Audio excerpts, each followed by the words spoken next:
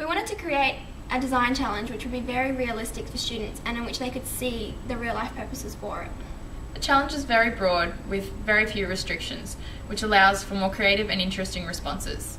The students have a wide range of choices about what they wish to create, so the possibilities are endless. Before deciding on the challenge, we had to answer a few questions. What grade levels are we going to design our challenge for? How complex is our challenge going to be? Do we want to integrate it with any other KLAs? How are we going to relate it to real life experiences? The challenge will need to be able to be tested in order to be evaluated and improved. And how will we stimulate creativity so that the students can respond with many solutions?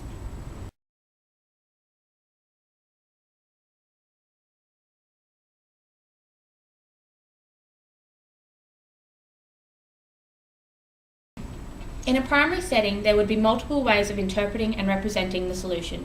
Students will have prior knowledge of how a supermarket operates and have access to people who have issues or problems which may need fixing for ideas for their solutions. Diversity is catered for in this challenge as it is very open-ended and learning is very student-centred. We chose it because we are interested in it and have been exposed to it in our lives regularly. At this stage, it would be solely a technology-based challenge. However, we as teachers would be looking out for evidence of other KLAs throughout their work and, if possible, make reference to these in other subject areas. This challenge would be completed in small groups of 3 or 4 students.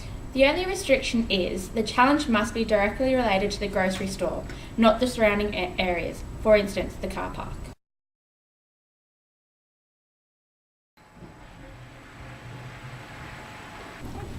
Shopping is becoming a lot more technological, so we need to create something that makes shopping easier whilst keeping up with the advances. Yeah, it should be something that could be easily accessible for people as well. And it needs to make shopping more convenient. It needs to be fast and simple. With something that's like on a big screen so information can be clear. What about using those self-service checkouts from Woolworths, but we can make them handheld? Okay, like on each trolley so they could have a little screen telling them where they're going. That would make lines so much shorter and way more convenient. I'm pretty sure that already exists in some countries, but I'm pretty sure it's in New Zealand and America already. we'll have to check it out.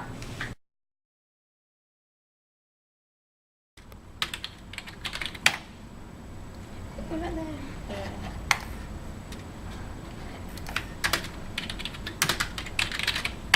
Oh, it already exists.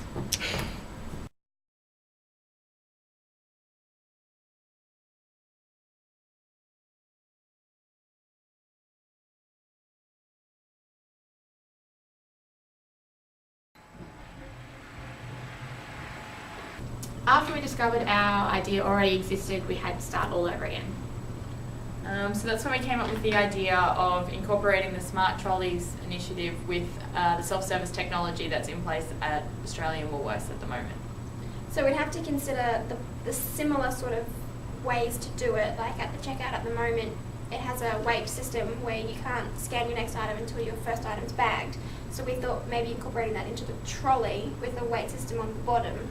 Yeah, I think we could try and improve that as well, because that's annoying when sometimes you put that in and then you take it away but it still says place item in the bagging area over and over again, and it annoys people. It doesn't always work how it's supposed to. We'd have to consider different ways of scanning the barcodes of the food, maybe having handheld ones or having it connected to the trolley. And then also where do we want the scanners to be on the actual product or on the shelving? Probably have to be on the shelving. Unless it took If off. it's handheld, then it would have to be on the shelving. Yeah. And what about whether they're going to put their credit card down before they start shopping, maybe to mean no lines if everything was prepaid for to start with? Or maybe they could get a number and then just give the number to the checkout on the way and pay on the way out. Having the credit cards, it's more convenient because people get a running total of what they're purchasing, so they know how much they're spending before they get to the checkout. And I guess that's the problem. Would you always want to pay by credit every time you went to the shops? People might want to pay by cash, so you could use both options, or have to look at that. It's also the less personal touch, I guess, because you don't have the person asking you how's your day and scanning things through. But it'd be a lot quicker because you're not standing behind 30 people in line. Is that a good or a bad thing? Standing behind, lining up, waiting to actually talk to someone, or having to just do it automatically?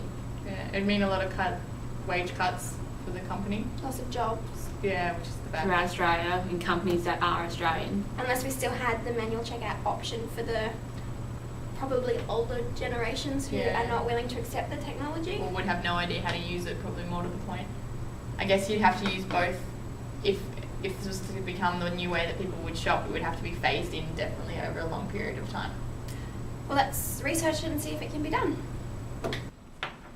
The hard task now was deciphering how we were going to create this barcode technology and the program to implement it, to recall this information, because none of us really had any idea how to do this.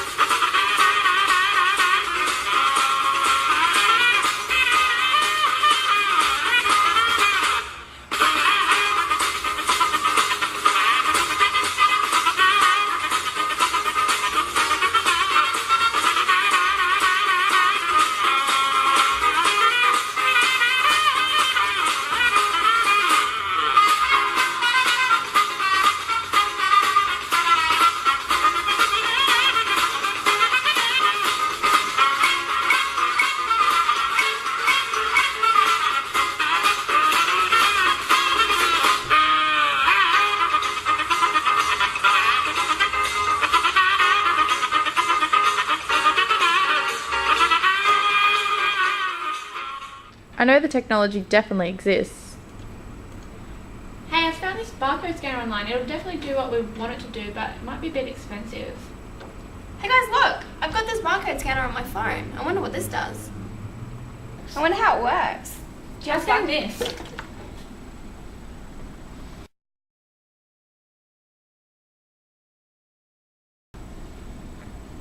Nothing's happening. Can you try scanning something else? Try this one.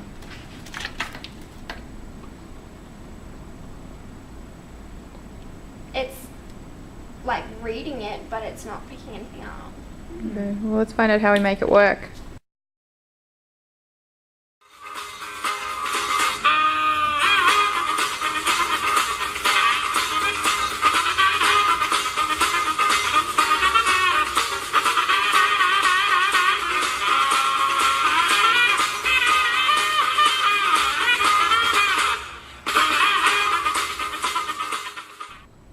During the research, we found this page, which means from Nokia and my phone, we can create our own mobile codes, so we thought we'd give that a go.